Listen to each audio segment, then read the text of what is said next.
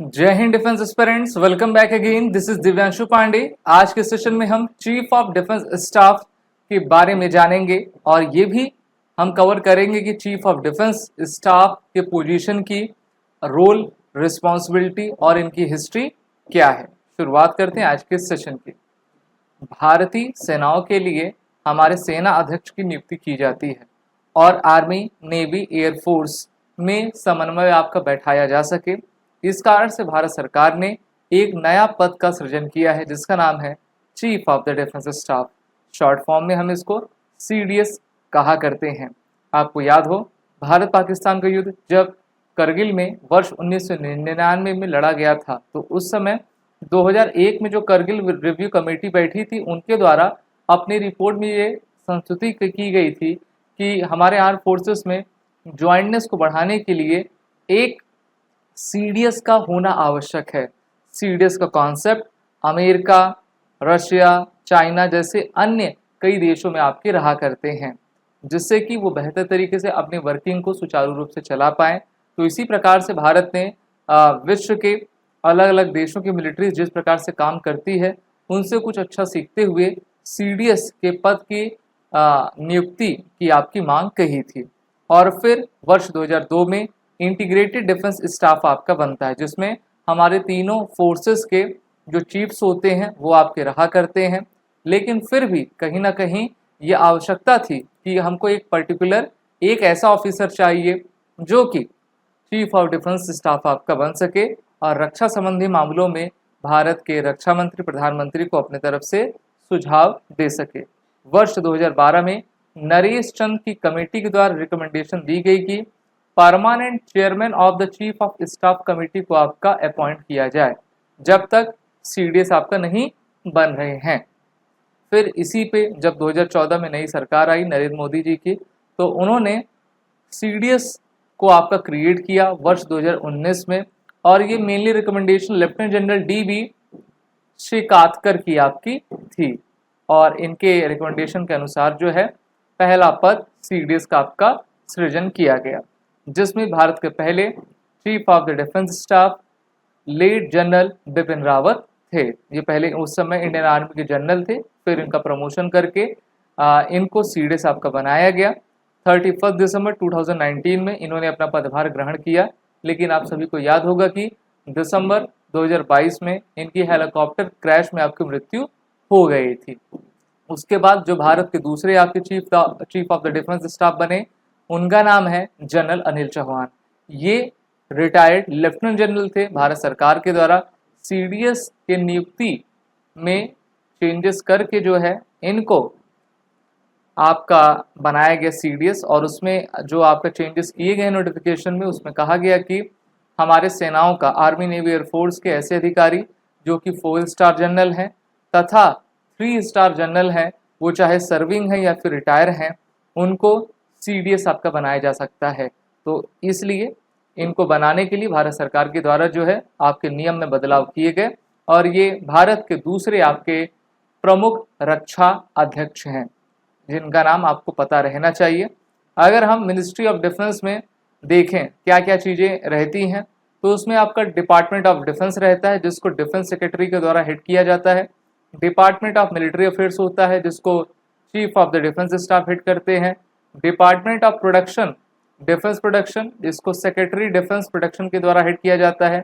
Department of defence research and development, इसको DRDO के chief आपके हेड करते हैं।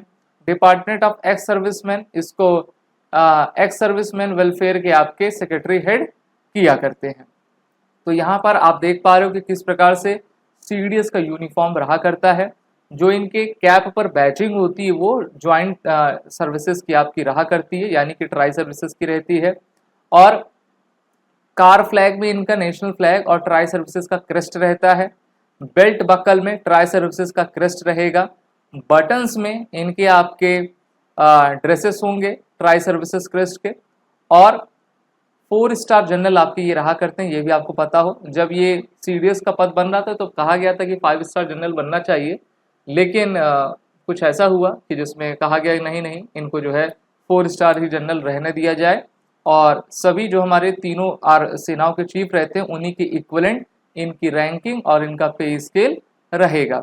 रोल एंड रिस्पॉन्सिबिलिटी की बात करें तो सबसे पहले ग्रेटर ऑपरेशन सिनर्जी, हमारे सभी आर्म फोर्सेस के बीच में ले आना और मिनिमम टाइम में इनका पहला उद्देश्य रहा करता है। ये newly created department of military affairs के हेड होते हैं, यानी कि सेक्रेटरी सचिव के रूप में आपका कार्य किया करते हैं।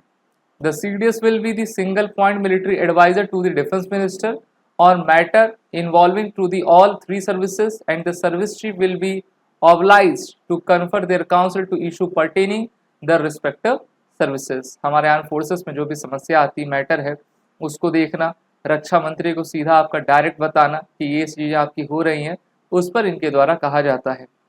वहीं पर as the head of the Department of Military Affairs, CDS is vested the authority in prioritizing inter services procurement decision. Permanent chairman chief of staff committee ये रहते हैं, और कितने हथियार, कितने अमाउंट में हथियार कहाँ से लेने हैं, तो इनका निर्णय ये अंत में रहा करता है। अभी आप देख रहे हो कि किस प्रकार से हमारे आर्म फोर्सेस को इंटीग्रेटेड थिएटर कमांड के रूप में परिवर्तित किया जा रहा है। ये तभी आपको सुनिश्चित हो पाता है जब CDS की इन्वॉल्वमेंट उसमें बेहतर तरीके से रहा करती है। तो इस तरीके से ये डायरेक्टिव भी देते हैं। However he does not enjoy any command authority over any of the forces. अगर आर्मी के जनरल हैं तो वो पूरे आर्मी की वर्किंग को देखेंगे, उनके अंदर में आर्मी रहेगी ना। ये एक प्रकार से जो है जो भी ऑफिशियल टास्क होते हैं, वर्क होते हैं, चेंजेस होते हैं, उसको देखा करते हैं। वहीं पर CDS is first among equals, he enjoys the rank of secretary with in the department of defence, and his power will be confined to only the revenue budget. He will also perform an advisory role in the nuclear command authority। तो उसमें adviser आपके रहा करते हैं। और इस प्रकार से सिग्निफिकेंस की बात करें, सिनर्जी प्रोवाइड करना हमारे तीनों ही फोर्सेस में, जिससे कि वो बेहतर तरीके से कोलाबोरेशन आपका कर पाएँ। ज्वाइंटनेस होनी चाहिए चीफ ऑफ स्टाफ कमेटी के बीच में। पहले चीफ ऑफ स्टाफ कमेटी को रोटेशनल बेसिस पे जो है हमारे तीनों सेना के जो चीफ होते हैं वो हेड करते थे, लेकिन अब CDS उसको आपका हेड किया करते हैं। तो इस प्रकार से CDS इज अ की function in the nuclear command chain and administrator the strategic forces command. ये वही कमांड है जो कि भारत के न्यूक्लियर वेपन एसेट्स को आपका मॉनिटर करती है। और the CDS would also initiate an early review of India's nuclear doctrine. आप जानते हो न्यूक्लियर डॉक्ट्रिन क्या है, नो फर्स्ट यूज पॉलिसी है, तो उस पर हमेशा देखते रहना किस प्रकार से हमारे अगल बगल देश अपने डॉक्ट्रिन में चेंज कर रहे हैं, उस प्रकार से मामले को आपका प्रायोरिटाइज करना। और कैपिटल एक्विजिशन जो बजट्स होते हैं ना, उसमें भी जो है इनकी भूमिका सबसे बड़ी रहा करती है। तो ये था CDS के बारे में। अगर आपको क्लास अच्छी लगी तो क्लास को लाइक शेयर जरूर करें। These are the courses running with SSB crack exam. बंडस टेस्ट सीरीज सभी कोर्सेज के अवेलेबल हैं, वॉरियर 10 कोड का यूज कर लें। जय। अगर आप एक डिफेंस एस्पिरेंट हैं और SSB interview, NDA, CDS, FCAT जैसे एग्जाम्स के लिए प्रिपेयर कर रहे हैं तो आप SSB क्रैक एग्जाम्स के कोर्स को चेक करना ना भूलें। आप हमारी लर्निंग एप्लीकेशन को Google प्ले स्टोर से भी डाउनलोड कर सकते हैं।